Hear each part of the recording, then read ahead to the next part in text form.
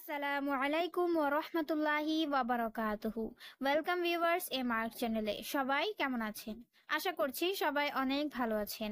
আজকে একটি গুরুত্বপূর্ণ ভাব সম্প্রসারণ নিয়ে হাজির হয়েছি। ভাব সম্প্রসারণটি হচ্ছে আলস্য এক ভয়ানক ব্যাধি অথবা আলস্য দোষের আকার। ভিডিওটি ক্লাস 6 থেকে 12 পর্যন্ত ছাত্রছাত্রীদের জন্য খুবই গুরুত্বপূর্ণ, তাই একদম স্কিপ না করে দেখার জন্য অনুরোধ করছি। তাহলে চলুন শুরু করা যাক। মূল ভাব: অলসতা ব্যাধির মতোই ভয়াবহ।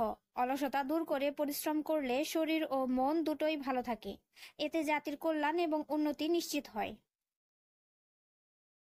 সম্প্রসারিত ভাব: ব্যাধি মানুষের আয়ু কমিয়ে মানুষকে মৃত্যুর দিকে নিয়ে যায়। অলসতাও ভয়ানক ব্যাধির মতো মানুষের জীবনকে গ্রাস করে। যে ব্যক্তি আলস্য ভরে কাজকর্ম থেকে নিজেকে দূরে রাখে, তার পরিণতি হয় ভয়াবহ। আমাদের সমাজে যে যত বেশি পরিশ্রম করে, সে তত বেশি উন্নত জীবন যাপন করে। অলস ব্যক্তিরা পরিশ্রমের ভয়ে নিজেকে ঘরের কোণে আবদ্ধ রাখে, যা তার শরীর ও মনকে বিষিয়ে তোলে।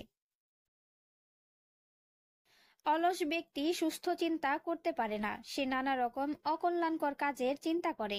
জ্ঞানীরা বলেন, অলস মস্তিষ্ক শয়তানের আড্ডাখানা।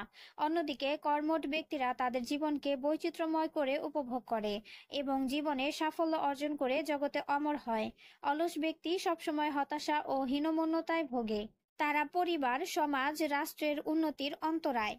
অলস ব্যক্তি সমাজের বোঝা, আর কর্মঠ ব্যক্তিরা তাদের শ্রম দিয়ে নিজের, দেশের এবং জাতির কল্যাণ বয়ে আনে।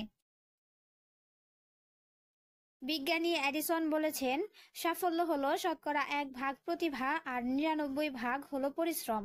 অনেক মনীষী এই মনোভাব পোষণ করেন যে পরিশ্রম করার ক্ষমতাই প্রতিভা। সুতরাং আলস্য হলো ঈশ্বর প্রদত্ত প্রতিভাকে পরিশ্রমের মাধ্যমে উন্নতির অবয়বে না নিয়ে এসে তাকে অপকর্মের দিকে নিয়ে যাওয়া। কথাই তো আছে, আলস্য দোষের আকার। সো ভিউয়ার্স, এই ছিল আজকের ভিডিওটি ভালো লাগলে অবশ্যই লাইক করে দেবেন। এই ধরনের আরো অনেক ভিডিও পেতে অবশ্যই কমেন্ট করতে পারেন। আমাদের চ্যানেলটিকে সাবস্ক্রাইব করে পাশের বেল বাটনটিও প্রেস করে দিন, যাতে সকল নোটিফিকেশন পৌঁছে যায় সবার আগে আপনার কাছে। Thanks for watching. আল্লাহ হাফেজ।